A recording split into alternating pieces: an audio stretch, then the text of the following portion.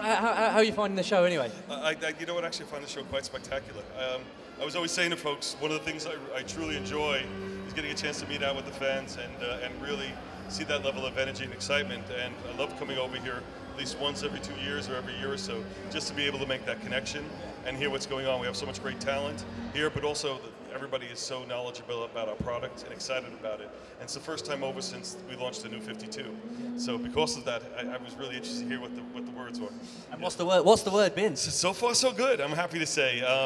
You know, when we made that change, you know, there was a lot of concern from a lot of folks, retailers, fans, even people inside the company, talent, and we took a major roll of the dice and tried to approach things a little differently, try to improve ourselves as storytellers, as a company, and how we approached our books, and we were hoping people would react, and they did.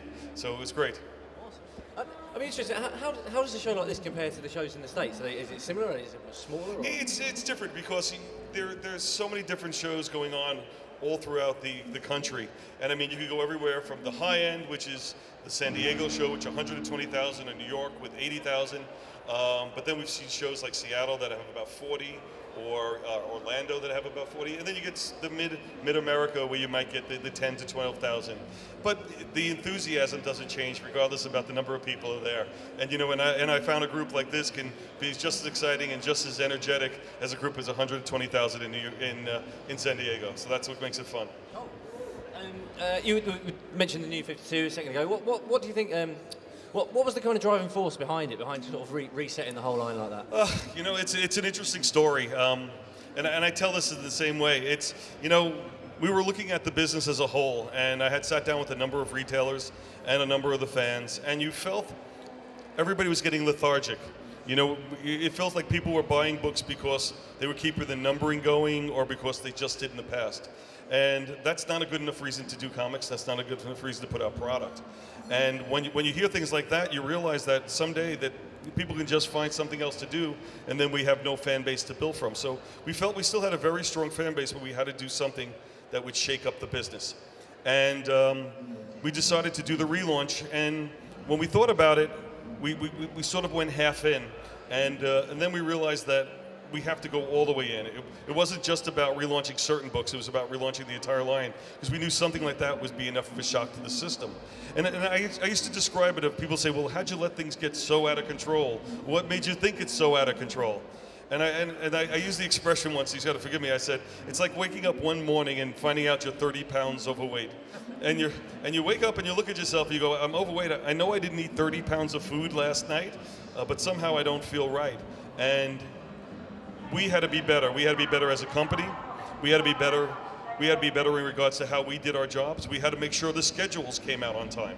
You know, there was a lot of people didn't know when books were going to come out, so, you know, they lost their enthusiasm for finding it.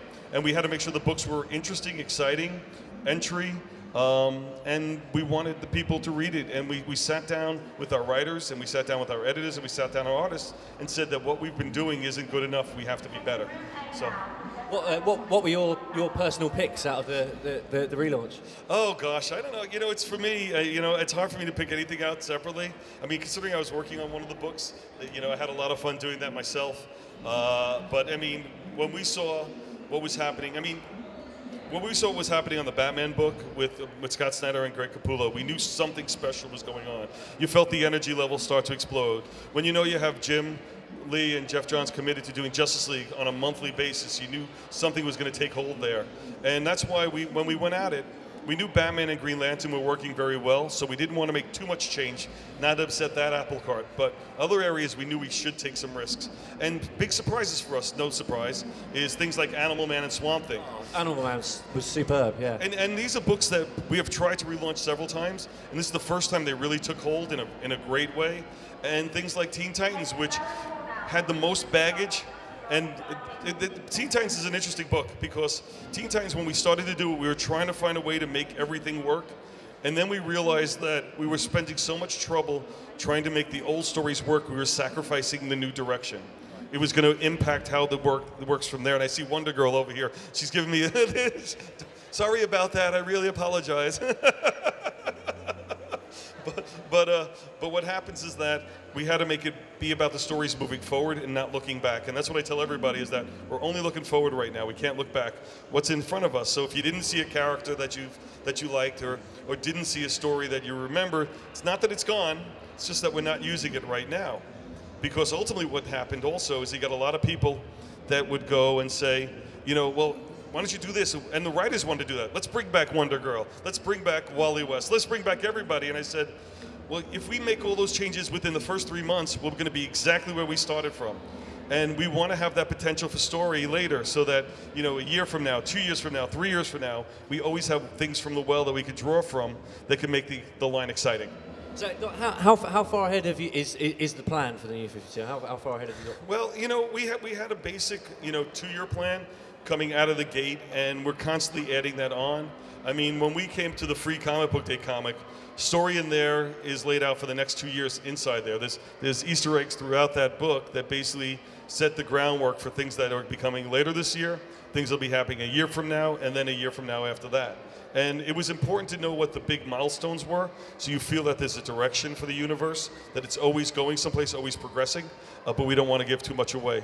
And you also want to give room to course correct if you see something else exploding or becoming exciting. You've probably been talking about it a lot this weekend already, but before Watchmen, obviously everyone's What's incredibly that? excited. No, What is this thing? They're doing what? Yeah. No. Why is now the right time for Before Watchmen? You know.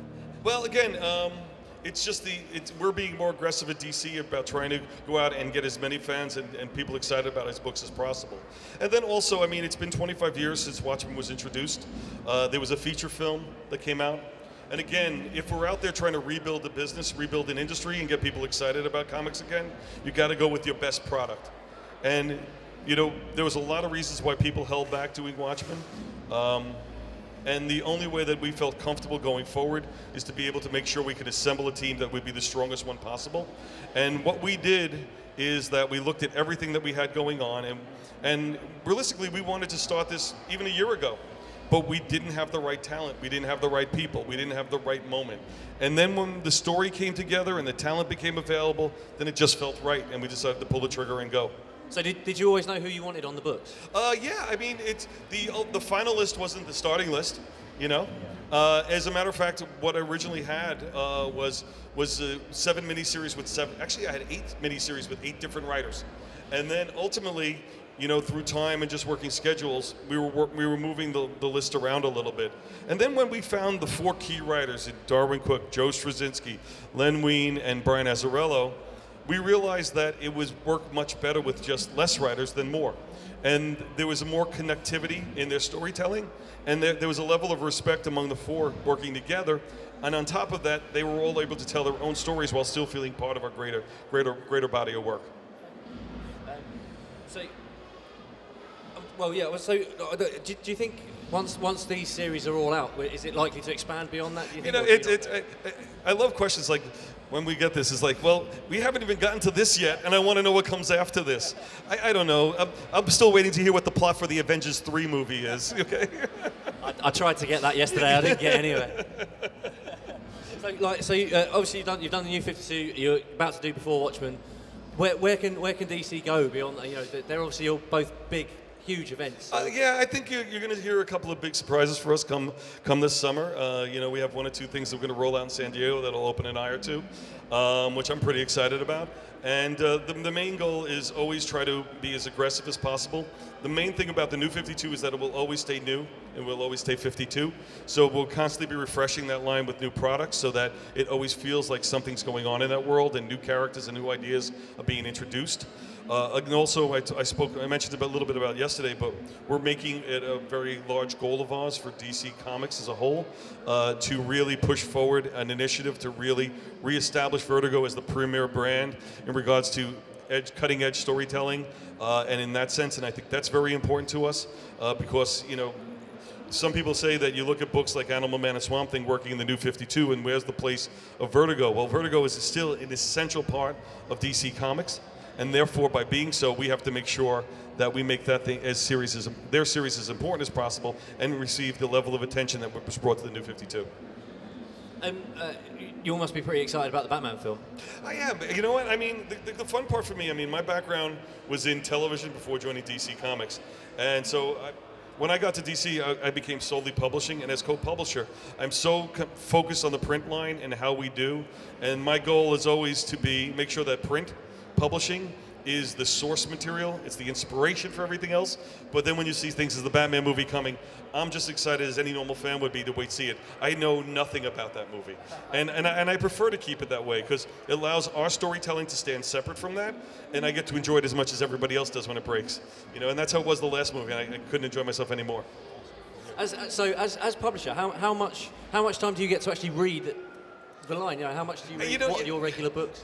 You know, I get all our books. This is why I get myself in trouble all the time. Is that I get our books in certain forms all the time. So I see some plots, I see some scripts, I see some outlines, I see pencils, I see a printed early copy. I get the book right as it comes off the press. And I'm always seeing it at various stages. So I have to see the entire line like that. So I'm never really sure where we are in the publishing schedule. So when I'm talking about a book that I thought came out, I found out was only on my desk and nobody else's. And everybody goes, "Stop talking, Dan." I look at every title that we look at. I look at it for different reasons. So I might not even be reading it for story. I might be looking at it for just to make sure different pieces are supposed to be in there. You know, and the other thing too is that you got to understand that I also receive close to 300 comics a month from other publishers. So, you know, everybody's always asking me, where do you get your talent? Well, my talent comes from the other publishers. You know, I look at the books that everybody else is doing. I'm always reading it, you know, and everybody says, "Do you enjoy it?" And I said, I don't know if I can enjoy it. If I see a book that's better than ours, that I get angry. If I see talent working for a different company that I want to work with, I get angry.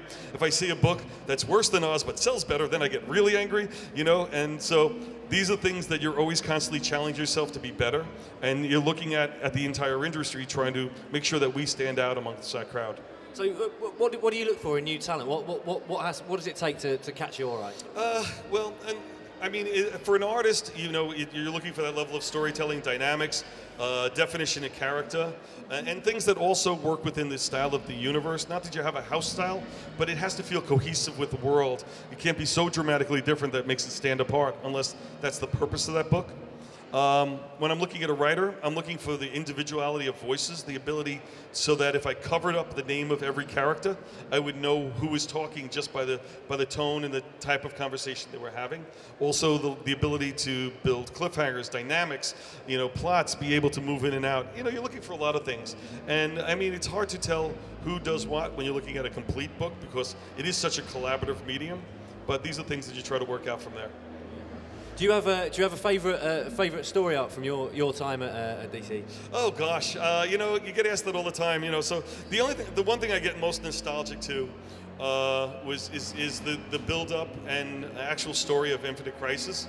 You know, and there's a period of time for me from Identity Crisis to Infinite Crisis, which is basically when I first got to DC, and we were throwing out the rules and trying to reinvent the wheel, and it was so much raw energy. And when you work with folks like Jeff Johns and Greg Rucka and Judd Winnick, who really were the core of so much of what we did, it was wonderful, and it was such a collaborative process, a creative process, that for me it just explodes on the page, you know. And it's that period of time really from Identity Crisis. Actually, I could even push it to 52 because that was like from there that's like one of my favorite windows of time. Yeah, I could be nostalgic about it now because it's 5 years ago.